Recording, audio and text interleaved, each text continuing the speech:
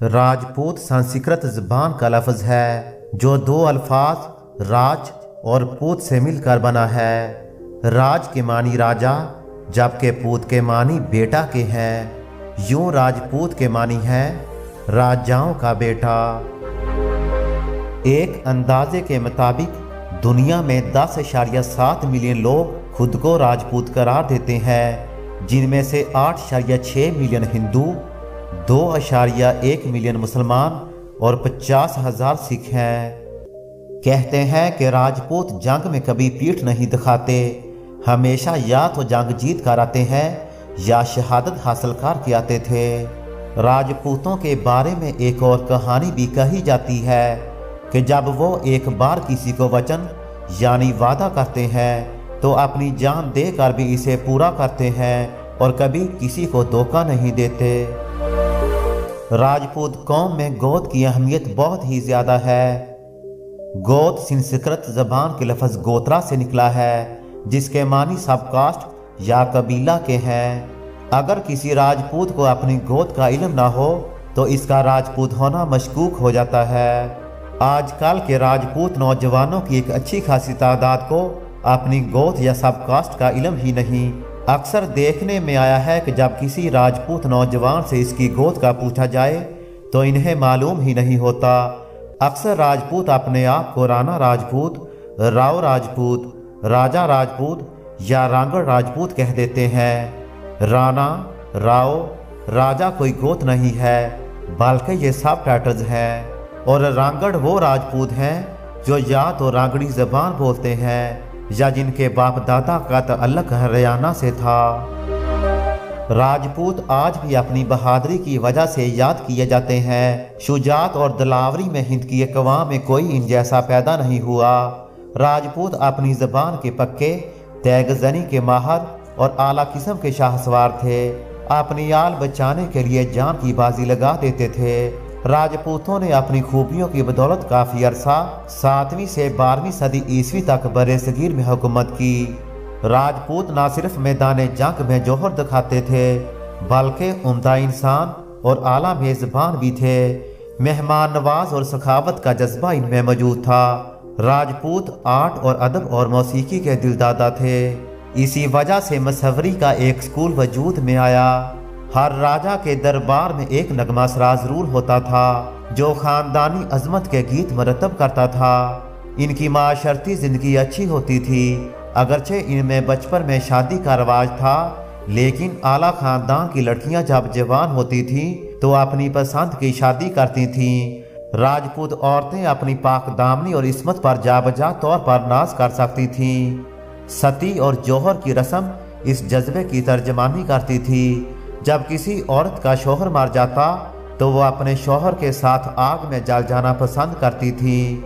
इसी तरह किसी जंग में नाकामी के खदशे के बाद राजपूत अपनी औरतों को कत्ल करके मैदान जंग में देवाना वार कूद जाया करते थे।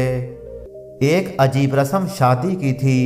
वो शादी अपने कबीले या हम नस्लों में नहीं करते थे, बल्कि इसके लिए ज़रूरी था कि शादी जिससे की जाए इनके दरमियान पदरी सिलसिला ना हो। मुसलमानों में से मुगलों ने राजपूतों के जंगी जज्बे से काफ़ी ज़्यादा फ़ायदा उठाया और राजपूतों को अपने लश्कर में कसरत से भर्ती किया। मुगलों की अक्सर फतूहात राजपूतों की मनहूने मिन्नत थीं। जहांगीर अजमेर के बारे में लिखता है कि ज़रूरत पड़ने पर यहाँ से 50,000 सवार और 3 लाख प्यादे बआसानी हासिल हो सकते थे।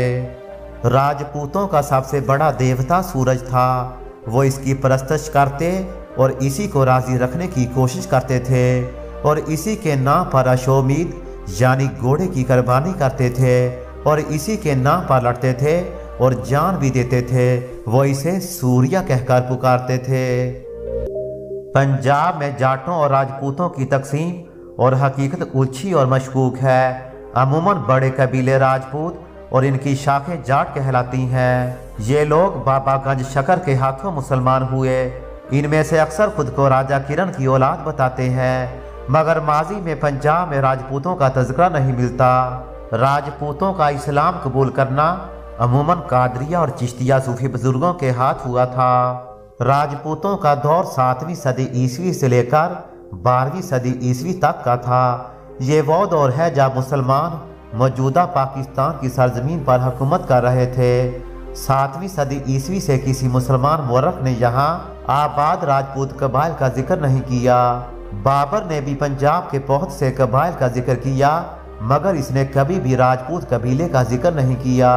दिलचस्प बात यह है, यहाँ कुछ ऐसे कबाइल आबाद हैं जो पस्त दर्जा के समझे जाते हैं और इनका जिक्र राजपूतों के 36 शाही खानदानों में होता है, मगर ये खुद को राजपूत नहीं कहते।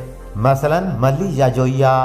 मली जिन्होंने मुल्तान को अपना नाम दिया, बल्कि सिकंदर से मुकाबला भी किया और इसे जख्मी भी किया था। ये आजकल बागबान कहलाते हैं क्योंकि ये सब्जी उगाते थे, इसलिए इन्हें दूसरों से जो अनाज लगाते हैं कमतर समझा जाता था।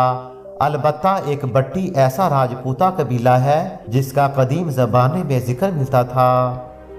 एक ख्याल ये भी था, अगर कोई राजपूत किसी जाट औरत से शादी कर ले तो वो जाट नहीं होगा, लेकिन अगर वो या इसकी बेवा दोबारा शादी रचा ले तो इसकी औलाद जाट बन जाएगी।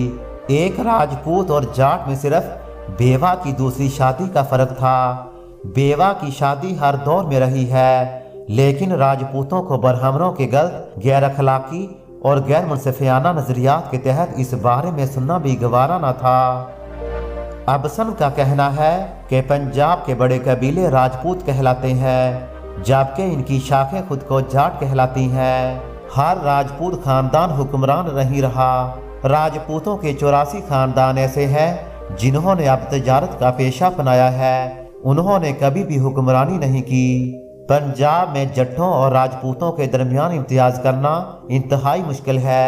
इनकी रवायात बुनियादी तौर पर हिंदुआना है और दीगर समाजी रीतें मसलन शादी वगैरह भी मुख्तलिफ हैं।